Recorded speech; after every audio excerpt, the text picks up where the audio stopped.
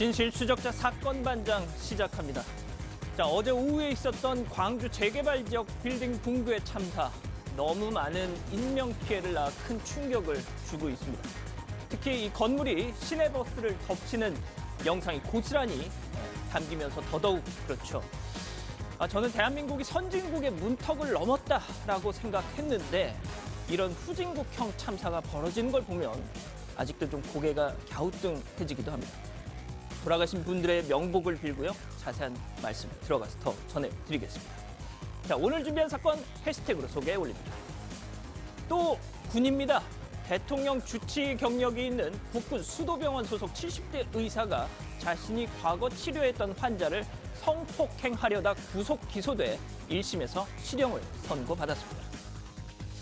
자, 딸이 유부남과 만나고 있다는 걸 알게 된 아빠가 있었습니다. 이 아빠 그 유부남에게 매달 200만 원씩 내놓으라며 이렇게 구덩이에 파 묻기도 했다는데요. 재판부 과연 어떤 판단을 했을까요? 자, 영상통화를 하며 촬영한 남성들의 알몸 사진을 인터넷에 유포한 피의자 역시 남성이었습니다. 29살 김영준, 이렇게 신상이 공개됐습니다. 자, 오늘 밤부터 전국에 비가 온답니다. 내일까지 이어진다는데 특히 제주, 남부 지역엔 큰 비가 온다니까 대비를 미리미리 좀 해놓으시죠. 자, 준비되셨으면 대한민국과 전 세계 재해동포 가족 여러분의 시선을 모아서 출발합니다.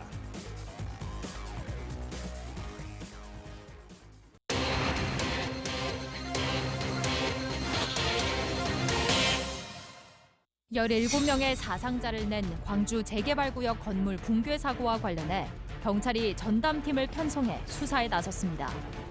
대통령 주치 출신으로 알려진 의사가 성폭력을 당해 치료를 받고 있는 여성 장교에게 성폭행을 시도한 혐의로 재판에 넘겨졌습니다. 오늘의 주요 사건을 정리합니다. 자, 오늘도 변함없이 사건 반장 시작합니다. 사회부 홍지용, 이도성 기자, 그리고 백성문 변호사, 오윤성 교수, 그리고 수아 선생님도 나오셨습니다. 안녕하세요. 안녕하세요. 안녕하세요. 네. 자, 말이죠. 이번 주 월요일부터 계속 말씀드리다시피 오후 3시 정각부터 물론 광고가 좀 있긴 하지만 사건 반장이 시간대를 변경해서 시작이 되고 있죠. 자, 그런데 아직도 많은 우리 가족 여러분들이 조금 모르시는 것 같습니다. 자, 그래서 제가 이걸 또 어떻게 광고를 계속 해야 되느냐 궁리를 한 끝에 가장 또 우리 가족 여러분들한테 인기를 많이 받으시고 또 점잖으신 이미지의 소유자 우리 오윤성 교수님이 광고를 해주신다면 더 뇌리에 확 박히지 않을까 감히 생각을 해봅니다. 예, 사실 인간 행동이라는 것은 관성의 법칙에 의해서 영향을 받게 되죠. 김유신의 말처럼. 김유신. 네. 사실 저 같은 경우도 이제 이번 주부터 3시에 시작을 한다라고 해서 실수하지 않으려고 많이 신경을 썼는데요. 사실 이 사건 반장이라고 하는 것은 사회 건강한 시민들과 반응을 하면서 진행하는 대화의 장입니다. 그래서 매주 오후 3시, 저 같은 경우는 목요일이긴 합니다만 많은 시청자 여러분들과 만나 뵙기를 기원합니다. 감사합니다. 이거 진짜 너무너무 감사합니다. 박수 좀 치시죠, 가지고. 네, 감사합니다. 제가 실은 방송 시작 전에 좀 부탁을 드렸는데 저렇게 감동적으로 해주실 줄은 몰랐어요. 안 그렇습니까, 백 변호사님? 이거 저 출마 선언하시는 줄 알았어요. 진짜 3시라는 거 꼭 다시 한번 기억해 주셨으면 좋겠습니다. 감사합니다. 자, 일단 이렇게 정리를 하고요. 첫 번째 사건부터 시작하겠습니다. 체크포인트 짚어보죠. 54번 버스의 비극입니다. 어제 오후 17명의 사상자를 낸 광주 동구 건축물 붕괴 사고 관련해서 경찰이 수사에 나섰습니다. 자, 당시 사건 정황 정리해 주시죠. 네, 지금 참혹한 현장이 영상으로도 나오고 있는데 제가 어제 사고 당시 영상이 공개돼서 봤는데 전 보고도 믿기지가 않았습니다. 이게 오후 4시 22분쯤 광주 동구에 있는 한 재개발 사업 근린생활시설 철거 현장이었습니다. 지금 그 당시 모습이 지금 나오고 있는데 대낮입니다. 오후 4시면 한창 이제 사람들이 활동할 시간인데 갑자기 건물이 무너지면서 지금 보셨죠? 지금 희뿌연 먼지가 저렇게 날리고 있는데 건물이 무너지면서 그곳을 지나던 저 시내버스 54번 버스를 그대로 덮쳤습니다. 지금 영상이 이제 나올 건데요. 한번 보시겠습니다. 저렇게 건물이 무너지면서 희뿌연 연기와 함께 저렇게 버스 위로 건물이 무너져 내렸습니다. 이 사고로 왕복 8차선 도로 가운데 5차선까지 다 덮치면서 정류장에 정차했던 시내버스 54번 버스 한 대가 매몰됐고요. 결국 17명, 탑승자 17명 가운데 9명이 숨지고 8명이 크게 다쳤습니다. 자, 당시 사고 상황, 이 장면을 직접 목격했던 분들의 목소리를 통해서 들어보시죠. 큰 지진 나는 소리가 들리더라고요. 꽝 하는 소리가. 밖을 보니까는 먼지가 이렇게 뿌옇게 자국하게 있더라고요. 그래서 사람들이 이제 다니긴 하는데 네. 그 공사하면서 그쪽 건너편은 사람들이 잘 안 다녔죠. 버스역을 폐쇄를 하든지 예. 거기는 통제를 하는 게 낫지 않을까라는 생각을 했죠. 공사하는 데는 그런 데는 저희 여기 동네 사람들은 안 다녀요. 홍 기자, 일각에서는 말이죠. 이 철거 방식에 문제가 있었다. 그래서 예견된 참사였다. 이런 얘기들 많이 나오고 있어요. 네, 지금 주변 근처 주민들이 전부터 많이 걱정해왔다는 목격담들이 줄을 잇고 있습니다. 왜냐하면 건물 뒤편에 흙더미와 폐자재를 쌓아서 잔해 더미를 만들고 그 위에 굴삭기가 올라가서 건물을 철거했거든요. 그랬기 때문에 철거할 건물이 5층 정도인데 도로 통제가 되지 않았기 때문에 혹시라도 무너지지 않을까 무서웠다. 이러한 반응들이 많았습니다. 전문가들도 이 지점을 지적했습니다. 인도는 통제했지만 바로 옆 도로가 통제되지 않고 있었고 그렇기 때문에 혹시라도 무게중심이 한쪽으로 쏠린다면 무너질 수 있기 때문에 구조적으로 안전 진단을 먼저 했었어야 분석이 지났 뒤에 철거를 했어야 한다고 지적하고 있습니다. 보통 이런 철거를 할 땐 말이죠. 크레인으로 굴착기를 이 상층부로 올려서 위에서부터 아래로 톱다운 철거를 한다고 하는데 뭐 이번 철거 과정에서는 토산을 쌓아놓고 그 토산 위에다 굴착기를 뭐 올려서 하다 보니까 그 토산의 하중에 밀려서 도로 쪽으로 쏟아져 내렸다. 지금 이런 전문가들의 얘기도 나오고 있지 않습니까? 자, 당시 이 철거 통제 상황 이것도 좀 알아봐야 될 것 같은데 당시 현장에 출동했던 소방서 측 얘기도 잠깐 들어보시죠. 공사 관계자 말을 빌리면 양쪽으로 2명이 각 2명씩 그 통제를 하고 있는 상황이었답니다. 그때까지 이제 확인된 사람은 없었다고 하고 있고요. CCTV에도 그렇게 확인이 되고 있습니다. 교수님, 가장 지금 많은 분들의 화를 돋우고 있는 것이 왜 교통 통제 안 했냐? 현장 작업자들은 뭐 미리 대피를 했다라는 지금 얘기가 나오고 있는데 그럼 왜 교통 통제 안 했느냐? 자기들도 뭔가 일이 날 거라 사달이 날 거라는 걸 알았으면서도 말이죠. 그러니까 이제 그게 예를 들어서 갑자기 무너져서 뭐 거기 있는 분들도 전혀 예측을 못했다면 이거는 뭐 어떻게 대비를 할 수 없는 건데요. 그 실제 붕괴 전 건물 5층에 굴착기하고 작업자 4명이 있었고요. 그리고 이제 건물 안 밖에 2명이 작업을 했는데 이미 이 사람들은 이상 징후를 느끼고 대피를 해가지고 사고를 피했단 말이죠. 예. 그러니까 이제 피하고 난 뒤에 기껏 한다는 것이 현장 양쪽에 있는 인도를 통제를 했다라고 하는 거 보니까 저 사람들의 생각은 뭐 사람 가는 인도 쪽에 약간 영향을 줄 것이다 이렇게 생각을 한 것 같은데 실제로 평소 차량이 많이 다니는 실제로 저 편도 3차선 아닙니까? 거기에는 전혀 도로 통제를 하지 않아 가지고 거기에 바로 버스가 정류장에 그대로 진입을 했고 결국 그 버스 위를 덮쳐 가지고 많은 사상자가 났죠. 이건 정말 이것도 하나의 그냥 대표적인 인재라고 볼 수 있습니다. 저는 이 사고 소식을 듣고 예전에 백 변호사님 그 삼풍백화점 붕괴 사고 때도 그때 오너들은 빠져나갔었죠. 다 나갔어요. 먼저. 저 그 생각 나더라니까요. 그러니까 지금 뭐 조금 전에 오 교수님도 말씀하셨습니다만 이거는 지금까지 이 경과로 보면 명백한 인재로 볼 수밖에 없는 것 같고요. 아까 앵커가 잠깐 언급했던 것처럼 이 건물을 해체할 때 이제 해체 계획서라는 걸 내는데 말씀하셨던 것처럼 톱다운 방식으로 진행하는데 뒤에 토산을 쌓고 올라가면서 하중을 못 견뎠다 이런 얘기가 나오잖아요. 그럼 일단 그 부분부터 지금 업무상 과실이 인정이 될 가능성이 좀 있고 그다음에 이제 안전수칙 같은 거 지금 제일 중요한 게 인도 쪽은 통제했는데 차도는 통제하지 않아서 지금 이런 참사가 벌어졌기 때문에 예. 이런 부분들을 어느 정도 충분히 예견할 수 있었다면 그에 따른 후속 조치가 있어야 되는데 후속 조치가 없었던 걸로 보이거든요. 그렇다면 시공사나 또 저 철거업체 이 관련자들이 뭐 지금 처벌을 좀 피하기는 어려운 상황이 아닌가 일단은 개인적으로 그렇게 보고 있습니다. 예.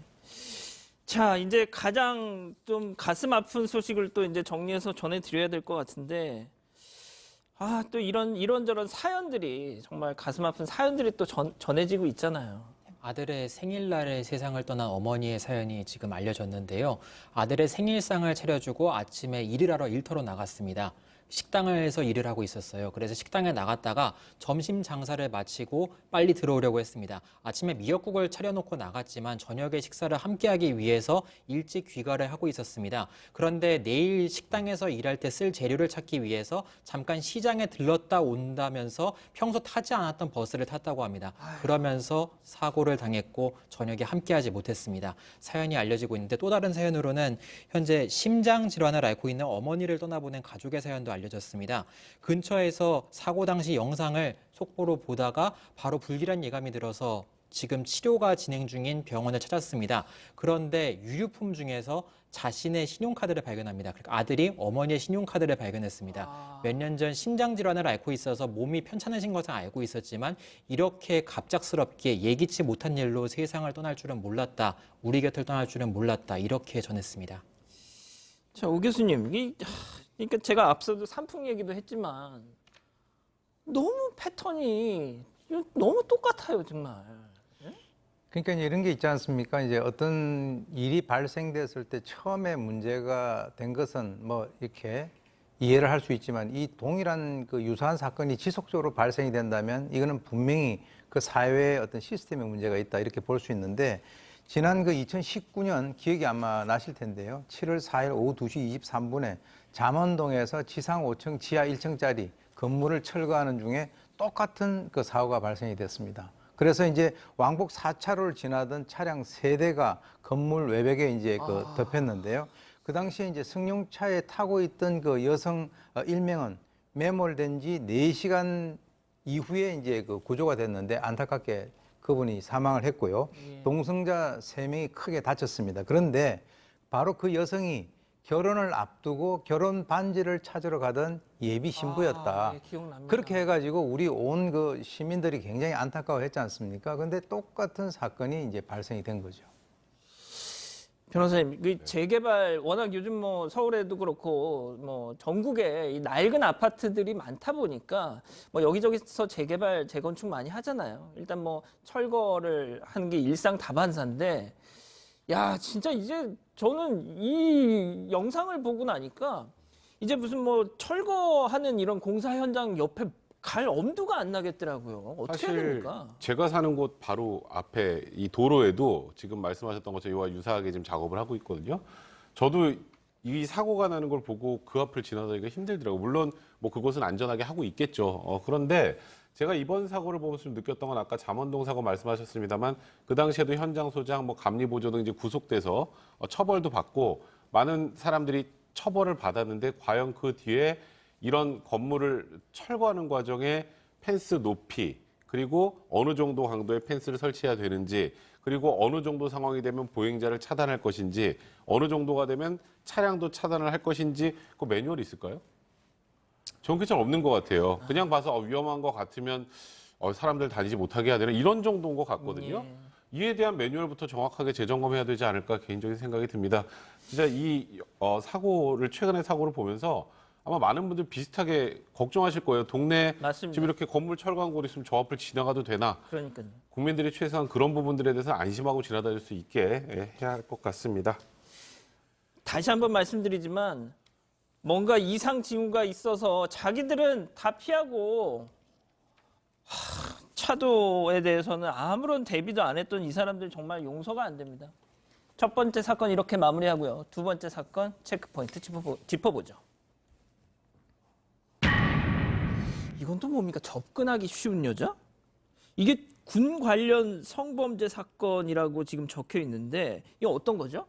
접근하기 쉬운 여자 군에서 벌어진 사건 맞고요. 군에서 장교였던 여성이 성범죄 피해를 입었습니다. 그런데 그냥 성범죄 피해만이 아닙니다. 처음에 성추행 피해를 입었습니다. 그런데 자신을 진료해준 의사가 다시 성폭행을 저지르려고 했습니다. 그래서 2번 피해를 받은 사건인데요.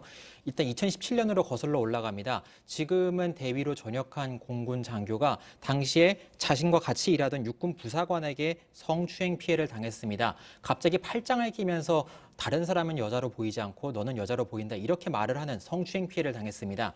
그래서 국군 수도병원에 가서 진료를 받았습니다. 그래서 70대 의사에게 후유증을 치료받았는데요. 이 의사가 3년 뒤 최근 만났습니다. 그래서 만나서 갑자기 식사를 제안합니다. 식사하면서 이야기를 편하게 하자 제안한 다음에 식사 자리에서 저녁을 먹은 다음 갑자기 근처에 있는 자신의 집에 데려가서 성폭행을 시도했습니다.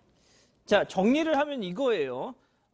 이미 성추행을 당해서 그거에 대한 뭐 어떤 정신적인 치료를 받고 싶어서 찾아온 환자에 대해서 또 이런 걸 했다는 거잖아요. 네, 맞습니다. 뭐 그 사이 기간이 이제 3년이라는 시간이 있기는 했지만 자신이 이제 환자로 돌봤던 그 환자, 그리고 성추행 범죄 피해자이자 자신의 환자였던 사람에게 식사를 제안하고 식사 이후에 만취한 상태에서 이런 성범죄를 저지른 사건이었습니다. 이 당시 상황을 다시 보면은 이 피해자를 근처에 있는 자신의 집으로 끌고 갔고 뭐 자신의 이런 성폭행을 시도를 했던 정황이 이제 피해자 진술을 통해 드러났습니다. 피해자는 정말 구체적인 피해 상황을 진술을 했는데요. 뭐 어떤 식으로 했고 이 가해자가 어떤 식으로 자신에게 했고 또 어떤 식으로 저희 방송에서 좀 말씀드리기가 좀 그래가지고 자막으로 잘 나오고 있는데요. 일단 저런 식으로 증언을 했는데요. 이 현장에서 도망친 뒤에 이 외상후 스트레스 장애 등을 이제 겪다가 일주일 후에야 이런 사실을 부대에 신고했습니다. 자, 이 가해자가 말이죠. 의사, 뭐 이 김영삼 전 대통령 시절 주치의였다. 뭐 이런 얘기도 지금 나오고 있더라고요. 자, 아무튼 그만큼 대통령 주치의 뭐 아무나 합니까? 그만큼 저명한 의사로 알려져 있어서 이게 더 큰 충격을 주고 있는데, 자, 피해자를 처음 치료한 당시에도 다른 군의관 등등에게 험담을 했다. 이거 2차 가해 아닙니까? 네, 겉으로는 나한테 편하게 얘기해 식사 자리에 하자 이런 식으로 친절을 베풀다가 뒤에서는 다른 군의관들이 험담했습니다. 어떤 험담을 했냐면요. 저 여자는 가까이 하지 마라. 왜냐하면 저 여자는 남자들이랑 문제를 일으킬 수 있는 이상한 여자다. 이렇게 이야기를 하고 다녔다는 겁니다. 아이고. 피해자가 나중에 그 이야기를 듣고 2차 가해라고 생각을 했다고 피해를 호소했는데요. 일단 앞서 말씀 주셨잖아요. 대통령 주치의 출신이었다고요. 네. 여러 번 역임했어요. 신경과 분야, 특히 뇌졸중 분야 권위자입니다. 관련 학회를 창립한 멤버이기도 하고 그렇기 때문에 그만큼 신뢰가 간다고 믿었던 사람에게 배신을 당한 겁니다. 자, 이게 그러니까 정신과 치료를 담당하는 의사에게 자신의 피해 상황을 토로하고 상담받는 거는 뭐 지극히 당연한 거 아닙니까? 자, 그런데 이 대통령 주치의였던 가해자, 결국 자신의 권위, 자신의 어떤 배경 이런 걸 이용했다라고 볼 수밖에 없는 거지 않습니까? 지금 이제 대한민국에서 뭐 대통령이 지금 뭐 10명, 20명이 있는 것도 아니고 대통령 주치의라고 한다면 그야말로 10손가락 안에 드는 사람들 아니겠습니까? 그러니까 이제 후광 효과가 있고 지금 이제 여러분들이 생각을 하실 때 저 사람이 어떻게 나이가 70이 됐는데 그 군병원에서 이제 과장을 하고 있느냐 아마 궁금하게 생각하실 텐데 최근에 이제 군병원에서 그 어떤 그 진료 수준을 좀 올리기 위해서 외부에서 민간 그 의사들 중에서 저명한 사람들 초빙을 해가지고 이제 활용하는 그런 아마 시스템 같아요. 그런데 지금 이 그 피해자 같은 경우는 실제로 이 사람이 나이가 70대고 또 뭐 대통령 주치의를 했다라고 하니까 그야말로 이제 후광 효과가 엄청나게 있는 거죠. 예. 그런데 이 노모 씨가 한 얘기가 자기가 이제 변명이랍시고 얘기를 하는 겁니다.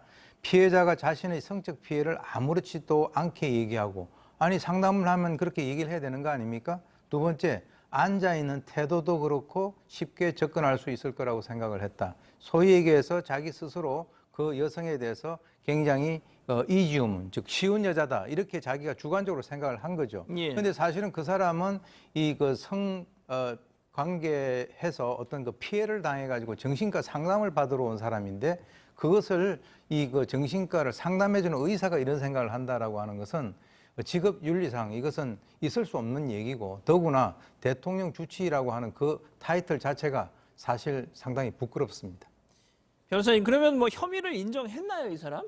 조사 과정 내내 혐의를 부인했었습니다. 그런데 이제 움직일 수 없는 증거가 있죠. 어허. 바로 CCTV. 아, 그러니까 아파트 그 복도 같은 데서 CCTV에 강제추행 영상이 찍힌 걸 확인하고 그제서야 이제 본인의 성범죄 사실을 시인을 했는데, 이제 혐의는 강제추행하고 강간치상 혐의입니다. 예. 그걸로 이제 지난해 12월에 이제 기소가 된 상황인데, 이제 여기서 쟁점은 뭐냐면 예. 상해예요, 상해. 그러니까 상해로 볼 수 있냐? 왜냐하면 외상이 있었던 게 아니라 예. 정신과적 질환을 앓게 된 거거든요. 아까 예. 외상 후 스트레스 장애나 기타 등등. 이제 그 부분은 나하고는 무관하다. 그 전에 있었던 육군 부사관 그 성범죄 사건으로 생긴 정신과 질환을 치료하는 과정이 있었던 거니까 나 때문에 그런 게 아니고, 그 상해는 이 전에 그 강제추행을 했던 그 전직 부사관 때문이다. 이러면서 이 상해 부분에 대한 혐의를 재판 과정에서 부인했었습니다. 자, 범행을 일단 말씀하신 것처럼 인정을 하고 나서 재판에선 또 선처를 구했다고 하는데, 교수님, 저는 약간 이 양반이 이 사람이 좀 너무 악질적이라고 생각하는 게, 이미 한 번 성추행 피해를 입고 온 사람한테 이런 짓을 했단 말이죠. 이거는 진짜 더군다나 자기 앞에서 성적인 피해를 아무렇지도 않게 얘기를 했다. 아니, 당연히 진료를 받아야 되는데 얘기를 해야죠. 그걸 가지고 쉬운 여자라고 판단을 했다는, 이게 저는 도대체 뭔지 모르겠네요, 정말. 그래서 이제 이런 사건들이 사실은 그 군이라든가 이런 쪽에서 가끔씩 있는 일이에요. 그러니까 어떤 성폭행을 당했는데 또는 성추행을 당했는데 상담을 해준답시고 2차로 가해를 하는 그런 경우들이 사실은 아마 기억을 좀 되살리면 그런 것들이 좀 있었습니다. 근데 이 사람 같은 경우는 이제 지금 그 피해자가 뭐 선처를 갖다가 뭐 이제 어떻게 보면은 이 사람 입장에서는 뭐 자기는 이렇게 술에 취했고 살 날이 얼마 남지 않았으니까 선처해달라 이렇게 얘기했는데, 사실 과연 이 피해자가 그렇게 생각을 할까요? 예. 실제로 피해자가 뭐라고 얘기를 했냐면 이게 다 제 잘못인 것 같다. 이게 전형적인 피해자에게서 그렇죠. 자기 비난입니다. 맞습니다. 그래서 실제로 그 남성이, 이 의사가 이 모든 것이 다 너 때문에 일어난 것이다. 옛날에 보성에서 발생됐던 70대 어부의 그 살인 사건이 있는데 그 사람이 한 얘기가 다 너희들 때문이다 이렇게 얘기했거든요. 이게 전형적인 어떤 범죄자의 어떤 경향인데, 그 전에 사건들도 네가 다 그런 여자다 이렇게 얘기를 해가지고 지금 이 여성 같은 경우는 사건 발생 7개월 만에 전역을 하고 지금도 정신과 치료를 받고 있다라고 하니까 이건 뭐 이 피해가 일파만파로 이 여성에게는 잊혀지지 않을 것 같습니다. 그러겠죠. 자, 변호사님, 그래서 법원 판단이 어떻게 나왔습니까? 법원은 공소사실 전부 유죄로 인정했습니다. 이 정신적인 상해 부분을 상해로 볼 수 있느냐가 쟁점이었는데, 재판부가 이런 표현을 썼어요. 이런 행동은 피해자에게 정신적 파멸로 이끄는 정도의 아주 중대한 행위다. 그래서 모든 혐의를 인정하고 징역 3년 6개월을 선고를 했는데, 이제 군검찰에서는 징역 10년을 구형했거든요. 예. 군검찰이 지금 항소한 상태입니다. 그렇군요. 알겠습니다. 두 번째 사건 이렇게 마무리하고요. 오늘 법 이어갑니다.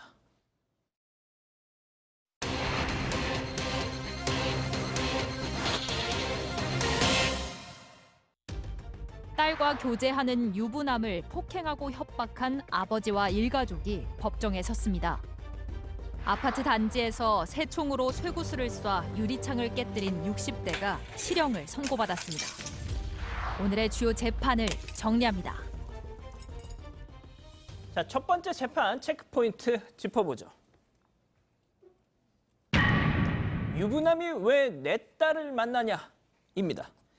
자, 이거 어떻게 보면 이거 참 많은 생각을 하게 해주는 사건인데 말이죠. 우리 가족 여러분들 생각도 좀 듣고 싶습니다. 자, 이 기자가 어떤 사건에 대한 재판인지 설명 좀 해주시죠. 네, 지난해 한 30대 남성과 20대 여성이 연인 관계로 발전을 했습니다. 그런데 이 문제의 발단은 이 남성이 이미 배우자와 자녀가 있는 유부남이었던 겁니다. 이거를 이 여성의 아버지가 알게 됐고요. 두 사람을 집으로 부릅니다. 지난해 6월쯤에 집으로 불러서 유부남이니까 딸에게 헤어져라. 이 남성과 헤어져라. 이 남자에게도 이야기를 하고 자신의 딸에게도 이야기를 했는데, 이 30대 남성은 받아들이지 않고 잘 살아보겠다. 만남을 이어가고 싶다. 이렇게 말을 하니까 이 여성의 아버지가 격분해서 남성을 폭행하기 시작했고 범죄 행위가 계속 이어졌습니다.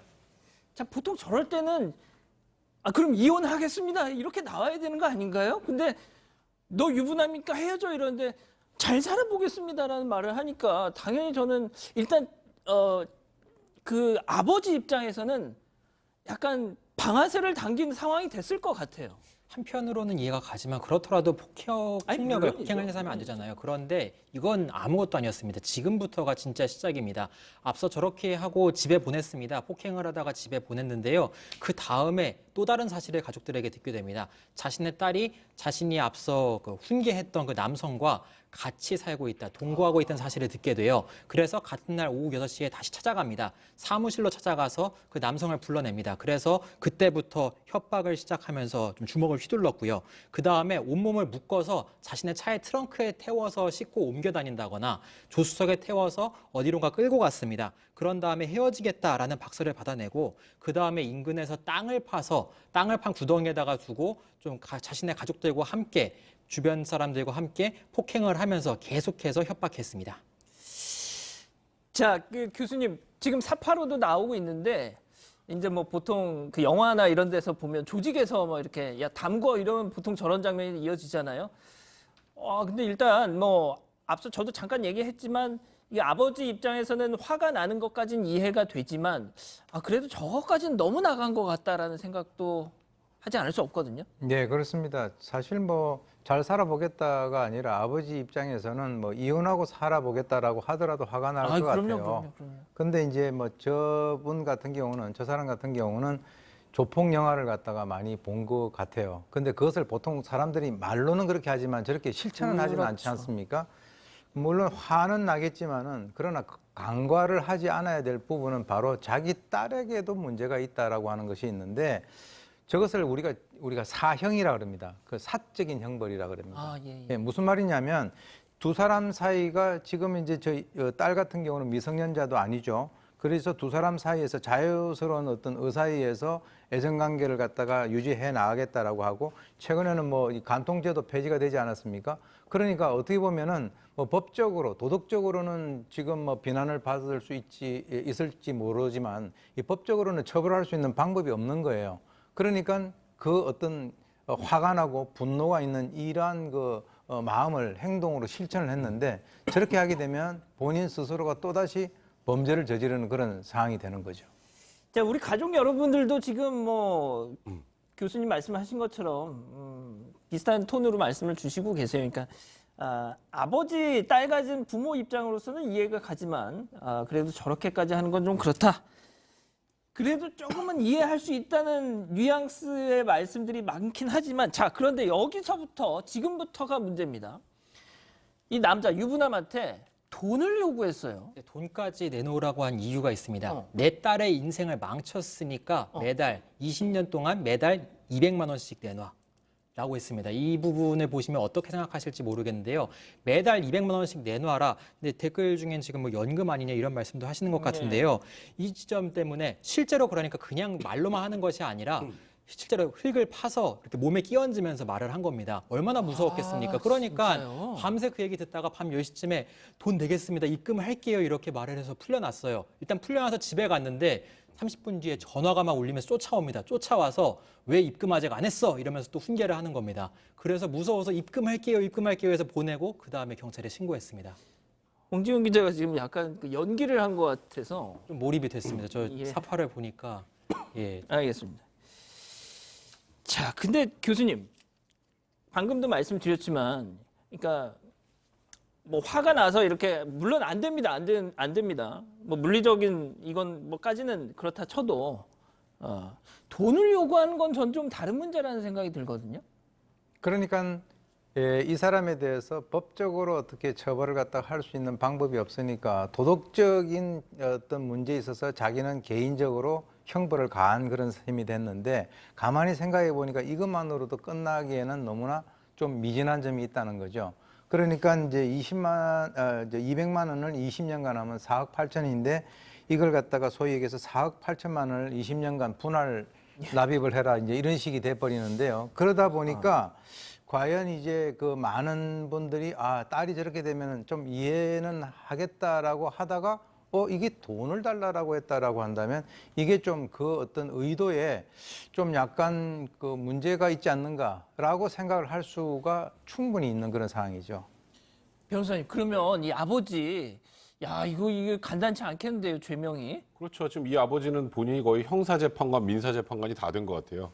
본인이 직접 형벌도 가하고 민사로 그러네요, 손해배상도 하라는 것 같은데 일단 우리나라의 뭐 사적 복수는 당연히 허용이 되지 않는 것이고요. 지금 일단 확인이 된 혐의는 함께 뭐 또 포크레인까지 동원해가지고 상해를 간 것이기 때문에 일단 특수상해 혐의가 인정이 될 거고요. 또 결박해서 차에 실어서 못 내리게 했으니까 감금죄가 되고 또 마지막으로 돈을 요구했는데 결국 돈은 받지 못했죠. 예, 근데 그냥 돈 줘가 아니라 거의 구덩이에 파묻을 듯이 하면서 돈을 요구했기 때문에 공포감을 준 것이기 때문에 이건 당연히 공갈미수 이 세 가지 죄명에 해당할 것 같고요. 이것 혐의로 이제 기소가 된 겁니다.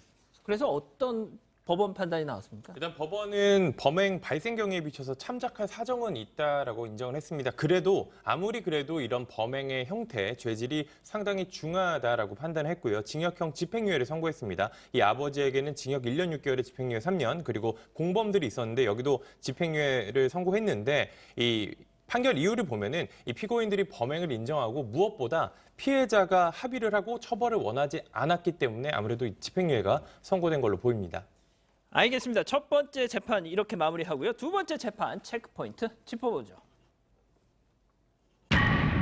실직 스트레스 풀려고. 어떤 사건 재판입니까? 실직 스트레스인지 정확하게 무엇이라고 단정하기 어렵지만 일단 그러한 추정도 되고 있습니다. 왜냐하면 새총으로 그러니까 쇠구슬을 쐈습니다. 어디 쐈냐면요. 아파트에 막 쏘고 다녔어요. 그래서 아파트 유리창도 깨지고 차량 유리창도 깨졌습니다. 2019년 11월 대전 동구의 한 아파트에서 벌어진 일인데요. 사실 사람들이 많이 사는 아파트에서 새를 잡기 위해 새총을 쓸 일이 잘 없잖아요. 그런데 저렇게 총을 쏘고 다니면서 넉 달 동안 5번이나 유리창을 마구 깨고 다녔습니다. 그래서 재판은 넘겨졌습니다. 사람 안 다쳤어요, 이거? 일단 사람은 다치지 않았습니다. 쇠구슬에 맞은 사람은 없었는데 그래도 정말 큰일 날 뻔한 게 쇠구슬에 맞은 곳 중에 하나는 어린이집도 있었습니다. 그래서 자칫 사람이 있었거나 지나가거나 했으면 정말 큰일 날 수도 있었는데 이 60대 남성 같은 경우에는 지난해에도 같은 아파트에서 새총을 발사하다가 걸렸거든요. 경비원에게 걸려서 제지를 받았는데 이 경비원이 증거가 될 수 있는 이 쇠구슬을 주우려고 하자 발로 차서 멀리 차버려서 이제 증거를 못 찾게 하고 도망을 쳤는데 여기서 이제 경비원에게 붙잡히게 되자 손가락을 꺾어서 이 상해를 가하기도 했다고 합니다. 아니, 제가 지금 자료를 보니까 예전에 이 쇠구슬 새총 실험을 했더라고요. 그러니까 두께 1cm 합판을 50m 밖에서 새총과 엽총으로 각각 타격을 했는데 엽총은 못 뚫었어요, 합판을. 자, 지금 뭐 자료 화면도 나오는데, 근데 쇠구슬 새총은 50m 밖에 합판을 뚫었습니다. 지금 뭐 유리도 깨지는 장면이 나오는데. 아니, 교수님, 저거, 야, 좀 뭘까요, 저게 도대체? 그러니까 이제 보통 그 일반 분들은 새총이라 그러니까 어렸을 때 우리 생각했던 그렇죠. 그런 새총이 아니고요. 예. 이 새총은 요즘에 인터넷이나 이런 데 보면 아주 그냥 정말 사람이 맞으면은 그냥 사망까지 이를 정도의 강력한 그런 그 특수하게 만들어진 새총입니다. 그러니까 왜 그러면 이 새총을 쐈느냐라고 얘기를 하니까 새총이니까 새 잡으려고 했다. 재판부를 너무 우습게 본 것 같아요. 그래서 그 재판부에서는 아니 새를 잡는데 인적이 없는 산이나 덜에서 잡는 것이 아니라 아파트에서 쇠구슬을 쐈다라고 하는 것에 대해서는 상식적으로 맞지 않는다. 그리고 또 특히 이제 그 과정에서 경비원이 제지를 하니까 이 사람에 대해서 손가락을 갖다가 이렇게 꺾어가지고 6주의 치료를 갖다가 요하는 그런 상해를 가했다라고 하는 것을 봤을 때는 이 사람이 새를 잡기 위해서 새총을 쐈다라고 하는 것을 인정을 하지 않았습니다. 예. 자, 그런데 또 뭐 다른 이상한 얘기도 또 했다면서요, 이후에? 근데 가장 문제가 되는 지점이 반성의 기미가 전혀 보이지 아하. 않는다는 점이었습니다. 왜냐하면 새를 맞추기에 쐈다 이 주장도 어쨌든 상식에 반하는 그렇죠. 내용입니다. 그런데 이 말마저 뒤집었습니다. 어떻게 말했냐 하면요. 나는 쏜 적이 없다. 그러니까 쇠구슬을 산 적도 없다. 그러다가 또 말을 바꿉니다. 산 적 없다고 하다가 산 적은 있는데 실제로 쏜 적이 없고 다 버렸다. 이런 식으로 계속 말을 바꿉니다. 자, 교수님, 일단 이 범행 동기를 좀 봐야 될 것 같은데, 이분이 뭐 60대라는 거 보니까 실직 스트레스 앞서 이 체크 포인트로도 전해드렸지만 약간 좀 이게 납득이 안 가는데요. 실직을 했다고 스트레스가 쌓여서 뭐 새총을 쏜다라고 하면은 바깥에 나가면 이 볼 베어링 막 날아다닐 거예요. 그렇게 그렇죠, 따지면. 그렇죠. 예, 그러니까 실제로 이 사람이 자기가 뭐 그런 스트레스 때문에 새총을 쐈다, 새를 잡기 위해서 새총을 쐈다 이렇게 얘기를 갖다 하지만 내면적으로는 이와 유사한 사건들이 상당히 많이 있었어요. 그런데 실제로 이제 이 사람은 그 실직을 해가지고 쌓인 스트레스를 어떤 식으로 그러면 풀었느냐? 상대 주민들이 어디서 날라오는지도 모르는 그 쇠구슬에 대해 가지고 엄청나게 불안에 떨 때 그러면은 이제 아파트 같은데 이렇게 뭐가 붙지 않겠습니까? 쇠구슬 그 쏜 것에 대해서 조심하라든지 예. 그러면은 이 사람은 자기는 자기가 쐈지만은 다른 사람들은 몰라보는 상황에서 그것을 쓱 보면서 지나가면서 상대적인 어떤 그 우월감을 느끼는 그러한 어떤 심리로 이러한 행위를 하는 사람들이 상당히 많이 있었고 또 그런 사람들이 실제로 많이 검거가 된 그런 사례들이 있습니다. 예, 그런 걸 보면서 희열을 느끼는군요. 그렇습니다. 하하. 자, 그러면 이 사람 법원은 또 어떻게 판단을 했을까요? 실형 2년을 선고했습니다. 2년. 실형 2년 선고면 사람이 전혀 다치지 않았는데 꽤 높은 형량인데요. 아. 재판부가 이런 어찌 보면 행위에 좀 높은 형량을 선고한 이유는 첫 번째, 만약에 사람이 맞았더라면. 그렇죠. 그러니까 사람 맞아도 어쩔 수 없지라고 생각하고 쏜 거예요. 그렇죠. 그렇다면 심각한 인명사고 발생 가능성 기꺼이 감수했다고 볼 수밖에 없다. 그렇기 때문에 죄질이 굉장히 불량하다고 봤고요. 그리고 아까 뭐 쇠구슬을 산 적이 없다는 등 범행은 다 인정이 됐는데 그러니까요. 파렴치하고 뻔뻔한 태도를 일관한다. 거기다가 본인을 제지한 경비원의 손가락까지 상해를 가했다. 이렇다면 충분히 실형 선고 가능하다고 판단한 것 같고요. 그래서 징역 2년을 선고했습니다. 그러니까 그 앞서 교수님도 말씀하셨지만 변호사님 새총이라는 게 우리가 어렸을 때 진짜 막 새 잡으려고 돌멩이 작은 거 막 이게 아니잖아요 지금. 그렇죠. 예. 그러니까 지금 문제는요. 우리가 새총도 뭐 격발 장치나 스프링 같은 걸로 개조를 해서 하면 이게 유사총기라고 해서 총포화약 도검류에 관한 법률에 적용 대상이 되는데 고탄력 고무줄을 이용한 이 슬링샷은 아니에요. 펑크가 아니라고. 근데 지금 보시면 위력은 지금 영상으로만 봐도 저거 지금 고무줄로 쏜 건데. 그렇죠. 예. 그러니까 이것도 역시 규제를 해야 되는 것 아니냐라는 얘기는 있습니다만 저것까지 일일이 또 규제를 하는 게 법적으로 좀 쉽지는 않은 것 같아요. 그래서 일단은 저런 행동하는 건 당연히 이제 막아야 되겠습니다만 예. 혹여 이제 사후적으로라도 이렇게 사람이 맞지 않았다고 하더라도 저런 새총을 사용해서 뭔가 범행을 저지른 경우에는 좀 더 형량을 높이는 방법으로라도 사후적인 대응이라도 좀 해야 될 것 같습니다. 예. 알겠습니다. 오늘 법 이렇게 마무리하고요. 계속해서 오늘 인물 이어갑니다.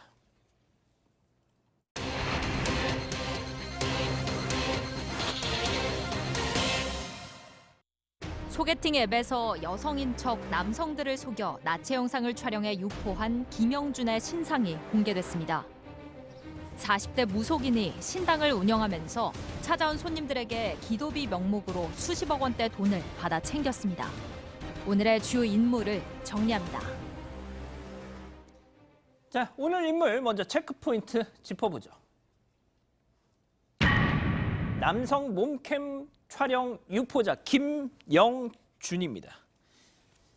신상이 공개됐어요? 네, 어제 경찰에서 신상 공개를 결정했습니다. 29살 김영준입니다. 혐의는 여러 가지입니다. 일단 성착취물을 제작 배포하고 카메라를 이용한 불법 촬영, 그리고 이를 이용한 협박과 강요 혐의 등 이런 혐의들을 받고 있고요. 특히 아동에 대한 범죄도 혐의를 받고 있습니다.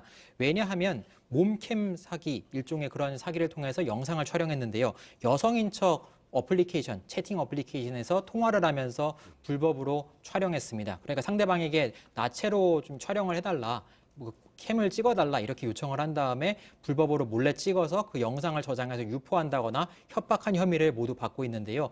1,000명 넘게 피해를 입었고 이 중에서 아동 피해자, 청소년 피해자도 수십 명에 달합니다. 처음에 처음 이게 드러났을 때만 해도 여성이 이 범인이 아닐까 뭐 이런 얘기들이 많았는데 정말 근데 반전이 일어났어요. 남성이 저렇게 김영준 신상이 공개가 됐는데 결국 경찰도 말이죠. 아 이거 정말 중대한 사안이다라고 판단을 했기 때문이겠죠. 일단 과거에 우리가 이 그 범죄자 신상이 공개되는 경우 대부분 특정강력범죄 처벌하는 특례법에 따라 신상 공개가 됐던 거예요. 그러니까 뭐 극도로 잔인한 뭐 살인 사건이나 그런데 거기에만 신상 공개 제도가 있는 게 아니고 성폭력 범죄 처벌하는 특례법에도 신상 공개 제도가 있습니다. 예. 그런데 그간에는 사실 성폭력 범죄 처벌하는 특례법으로 신상 공개된 적이 거의 없었는데 N번방 사건이 이제 조주빈으로부터 시작이 돼서 성범죄에 이런 류의 성범죄자들에게도 신상을 공개할 필요가 있다라는 판단이 나왔고 이번 사건의 의미는 사실 N번방 사건과 이번 사건은 피해자가 여성이냐 남성이냐를 제가 거의 똑같습니다. 그러니까 이 정도 사안의 중대성이 있다면 공개하는 게 맞다라고 판단을 한 것 같습니다. 자, 이 기자 무려 8년 동안 이런 짓거리를 했네요. 이게 범행 기간이 2013년 11월에 시작했습니다. 그리고 지난주까지 이번 달 3일까지 범행이 계속 이어졌어요. 8년. 제가 사실 처음 입사한 게 이제 2013년 11월이었고 제가 기자 생활하는 동안 이 사람은 계속 이런 범죄를 저질러 왔던 거예요. 상당히 긴 기간입니다. 그리고 불법적으로 이 녹화한 영상이 27,000여 개에 달하고 이 데이터로 하면은 5테라바이트입니다. 상당히 많은 거거든요. 그리고 피해자도 1,300여 명에 달합니다. 일단 여성 채팅 어플리케이션 등의 여성 사진을 올린 뒤에 남성에게 연락이 오면은 영상 통화를 유도했고요. 여기에서 이제 여성 행세를 했던 겁니다. 그래서 상대 남성들에게 음란 행위를 요구했고 이를 그대로 녹화를 해서 이걸 가지고 이제 협박을 했습니다. 돈을 받고 팔거나 다른 영상과 교환하기도 했고요. 결국 이런 피해자 가운데는 7명, 이 피해자 수천 명, 1,000명이 넘는 피해자 가운데 7명은 자신의 거주지나 이 숙박업소 등으로 불러서 유사 성행위를 강요하고 촬영까지 한 것으로 파악이 되고 있습니다. 자, 변호사님. 네. 상대 남성의 옷을 벗겨가지고 스스로 음란 행위를 하게끔 유도할 정도라면 그냥 옷 좀 벗어봐 이런 말 해서는 안 되지 않습니까? 이거는 뭐 범행 수법 자체가 굉장히 지능적으로 이루어져서 그렇게 하지 않으면 내 모든 것이 다 공개될 것이라는 두려움을 이용한 거죠. 일단은 소개팅 앱 같은 데서 여성인 척해서 여성 사진 걸어놓고 피해자 유인하고 이제 그것을 소위 몸캠이라고 하잖아요. 이제 그런 걸 유도하면서 그걸 촬영을 해서 딱 약점을 잡습니다. 그 약점을 잡으면 이제 거기서부터 협박이 들어가면 아니 내가 지금 조금 전에 내가 옷을 벗었는데 이게 다 유포될 것 같잖아요. 그렇죠. 이제 거기서 두려움을 느끼면 똑같아요. N번방 사건하고 피해자가 여성이냐 남성이냐 차이 빼고는 결국은 그 남성들도 이 사람 이 김영준의 얘기를 따르지 않으면 내용상 다 공개될 거라고 두려움을 느낄 수밖에 없고 그러니까 그 협박대로 할 수밖에 없었던 거죠. 극도로 죄질이 안 좋은 범죄입니다. 교수님, 진짜 저는 김영준이 말이죠. 자기 남자잖아요. 김영준의 성적 취향이 어떤지는 전 거기까지는 모르겠습니다만, 그러니까 그냥 이성을 좋아하는 남자라면 같은 동성의 그 막 벗은 모습도 음란 행위를 이렇게 보면서 그걸 또 지켜보고 있었을 거 아닙니까? 그렇죠.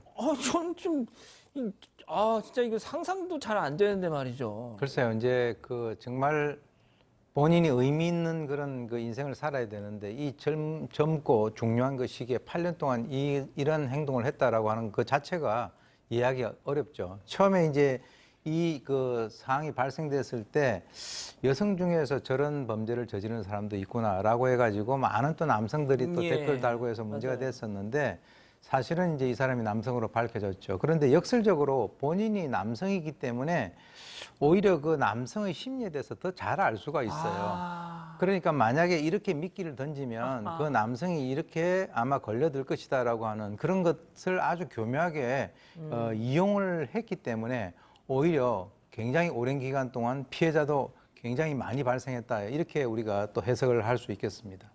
자, 그런데 변호사님, 문제는 뭐 다 같이 피해자들 다 문제지만 미성년자가 있었어요. 네. 그러니까 피해자들 미성년자 같은 경우에 내가 이게 나중에 알려지게 되면 뭐 우리 부모님한테는 어떻게 하고 내 주변 사람들 어떻게 하고 더 걱정 많이 되겠죠. 그러니까 특히 또 미성년자들 같은 경우에는 본인이 직접 거주지나 숙박업소를 불러서 자발적으로 뭐 음란행위 시키고 또 촬영까지 한 것 아니겠습니까? 미성년자들은 더 벗어나기 힘들었겠죠. 사실 그 김영준의 시각에서는 이랬을 것 같아요. 피해자가 여자가 아니고 남자라면 이건 발각되지 않는다. 그런 생각이 분명히 있었을 것 같습니다. 그래서 2013년부터 무려 지금 거의 8년 동안 이런 범행을 이용한 게 아닌가 싶고 그리고 이제는 지금 이 성범죄가 피해자가 남성이건 여성이건 똑같습니다. 이거는. 그럼요. 과거 2013년에 처음 시작할 때 그런 생각을 가지고 시작하지 않았을까. 저 어찌 보면 더더욱이나 이 범행수법이 지능적이고 죄질이 훨씬 더 안 좋다는 판단이 듭니다. 자, 홍 기자, 근데 한 보도를 보니까 김영준이 구속된 이후에도 어떤 피해자들은 계속 이 알몸 영상을 공개하겠다 막 협박을 받았다는데 이게 어떻게 가능하죠? 근데 현재로서는 공범이 있었거나 아니면 제3의 인물이 저 영상을 습득해서 연락을 했거나 두 가지 가능성이 추정되고 있습니다. 한 언론 보도에 따르면 피해자의 지인이 피해자의 영상의 캡처 사진을 갑자기 연락해서 받았다고 합니다. 그러면서 피해자의 소재를 전혀 모르는 사람이 추궁해 왔다는 겁니다. 그래서 피해자가 이 사실을 듣고서 혹시 영상이 유출된 것 아닌가, 영상을 공범이 있어도 공범이 가지고 계속해서 협박을 해오거나 아니면 제3자가 가지고서 계속해서 유포할 위험성이 남아있다, 철저하게 수사해달라, 이렇게 피해를 호소하고 있다고 밝혔습니다. 교수님, 지금 홍 기자가 얘기한 그 공범 가능성 어떻게 좀 보세요? 그래서 이제 두 가지 가능성이 있는데 일단 그 김영준이가 지금 구속됐지 않습니까? 예. 만약에 이제 공범 같으면 지금 좀 약간 몸을 사리겠죠. 그럼 김영준이하고 잠수를 같이 탔거나. 컨택이 되면. 그런데 이제 그 구속이 돼 있는 상태에서도 또 어떤 협박을 이어갔다라고 한다면 N번만 같은 경우도 거기서 또 이렇게 파생돼 가지고 자기들이 새롭게 그 영역을 구축하는 그런 사람들이 있었거든요. 그래서 제가 볼 때는 공범의 가능성보다는 그 나체 영상을 구매한 제3자가 지금 현재 전반적 상황이 돌아가는 걸 잘 파악을 못하고 했을 가능성이 조금 더 높지 않는가 그렇게 봅니다. 물론 이제 정확한 것은 경찰 수사 그 결과에 따라서 나오겠지만 제가 볼 때는 공범은 만약에 김영준이 지금 이제 구속까지 당했는데 저런 무모한 짓을 할 가능성은 좀 낮아 보인다 이렇게 봅니다. 교수님, 근데 정말 일단은 진짜 정상적인 사고를 가지고 계신 분들이라면 그런 걸 왜 하고 또 그런 걸 왜 보냐라고 생각을 하실 수밖에 없겠지만 하지만 계속 이런 범죄는 계속되고 있습니다. 왜 그러냐면 지금 이제 인터넷을 통해서 이제 N번방이라든지 이번 사건 같은 그런 경우는 사실 그 이전에는 없었던 그런 그 범죄들입니다. 그러니까 이제 과학의 기술을 갖다가 이제 아주 나쁜 방향으로 이용을 하는 것인데 인간의 성욕이라고 하는 것이 어둡고 은밀하고 음습한 것을 지향을 하는 그런 경향이 있어서 사실 이 사람들 같은 경우는 그 어떤 직업이라든가 이런 것도 뭐 번듯하고 정말 뭐 이번 사건에서는 뭐 제복을 입고 나온 사람들도 있었잖아요. 그러니까 이제 그런 것들을 보게 되면 이거는 이렇게 미끼를 뿌리는 사람들도 벌을 받아야 되겠지만 이 피해를 보는 분들도 이 피해를 보지 않기 위해서는 이런 음습하고 어두운 곳에 본인이 발을 갖다가 들여놓는 순간 낚일 수가 있다라고 하는 그런 어떤 경계심을 가져야 될 것 같습니다.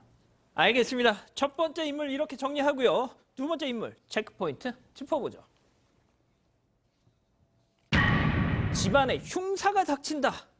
야, 저희가 참 이런 소식을 지금 며칠째 지금 전해드리고 있는데 이게 어떤 내용입니까? 네, 최근에 무속인 관련 범죄 여러 차례 소개해드리고 있는데 이번 또 다른 범죄가 생겼습니다. 신당을 운영하면서 찾아온 손님들에게 기도를 드리지 않으면 집에 정말 안 좋은 일이 생긴다 이런 식으로 공포감을 조성해서 돈을 받아낸 사건입니다. 이 무속인 같은 경우에는 2001년, 물론 20년이죠. 20년 동안 무려 60억 원 상당을 기도비 명목으로 갈아챙긴 혐의를 받고 있고요. 최근에 이제 경찰이 검찰에 구속 송치했습니다.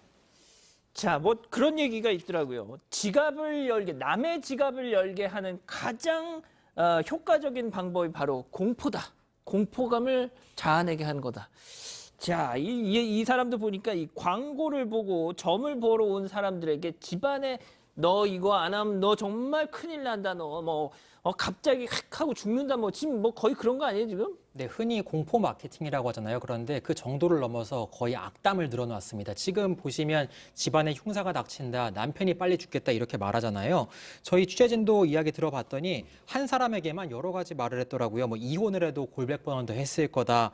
돈을 내려면은 뭐 칠선 기도를 하려면 돈이 2배로 든다. 이렇게 말을 하면서 본인 팔자에 살 기운이 있으니까 이거 그 악귀가 붙어서 기운이 나쁘니까 풀려면 돈이 들어간다. 기도한다. 한 사람한테만 이렇게 말하는 겁니다. 계속 악담을 늘어나서 돈을 내고 기도를 드리지 않으면 안 된다. 이런 식으로 계속해서 설득을 했고요. 예. 10년 동안 700번 이런 범죄를 저질러서 액막의 기도 명목으로 60억 원을 뜯어갔습니다.